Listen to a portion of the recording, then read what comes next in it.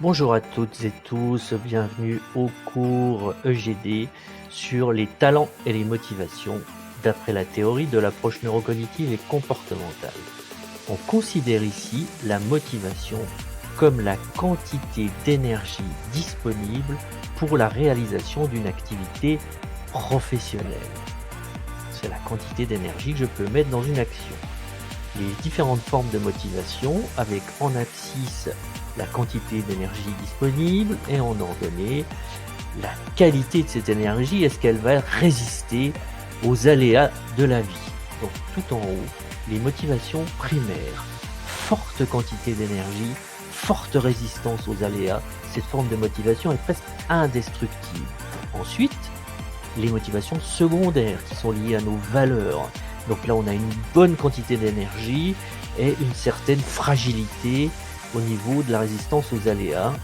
Enfin, vous avez les motivations tertiaires et quaternaires qui offrent un faible niveau en quantité d'énergie et une faible résistance aux aléas. Donc on comprend bien que les motivations primaires et secondaires sont les plus adaptées à l'entrepreneuriat.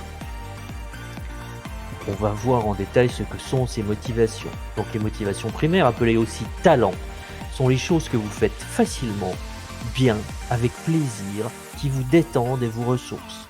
Vous pourriez faire ces activités jusqu'au bout de la nuit tellement vous avez d'énergie pour cela. Les motivations secondaires, liées aux valeurs, donc qu'est-ce qui est très important pour vous? Qu'est-ce que vous voulez atteindre dans la vie? Qu'est-ce qui donne du sens à votre activité professionnelle?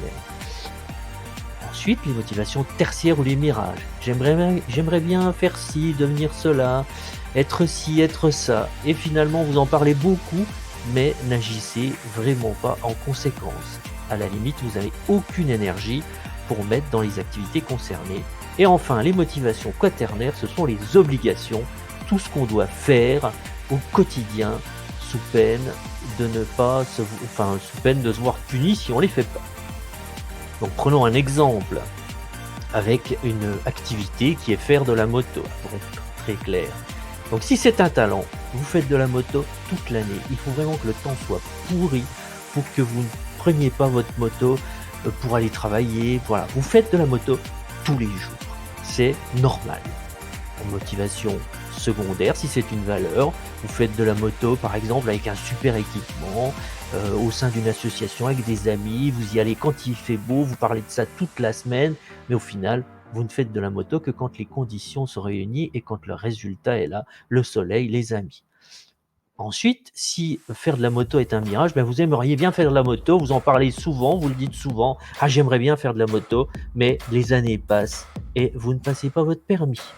Et enfin, si c'est une obligation, c'est le cas par exemple d'un gendarme qui est muté à une brigade motorisée, il sait faire de la moto, mais c'est une obligation, il n'aime pas faire de la moto et il se dit vivement la retraite, il a pratiquement aucune énergie pour monter sur sa moto le matin et pour aller travailler. C'est une obligation pour rester avec des conditions de travail sécurisées, etc. Il choisit de faire de la moto, mais c'est vraiment une obligation. Donc la quantité d'énergie ici sera plus faible.